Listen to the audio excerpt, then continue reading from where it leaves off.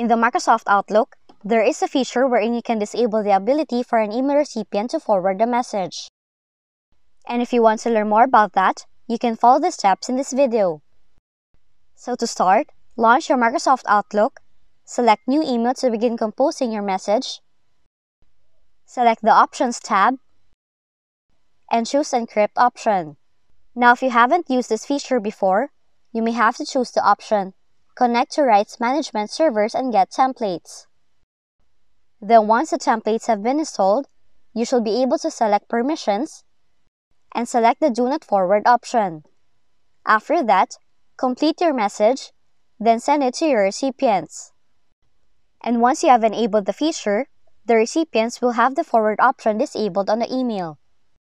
Just take note that this feature only works well in the enterprise environments that use a Microsoft Exchange server, while the recipients who receive your message via other services like Yahoo or Gmail account will still be able to forward your message. But that's how you can disable ability for recipients to forward emails in the Microsoft Outlook. If you found this video helpful, kindly like and subscribe. You may also click and turn on the notification bell so you can be notified from whenever we release new videos.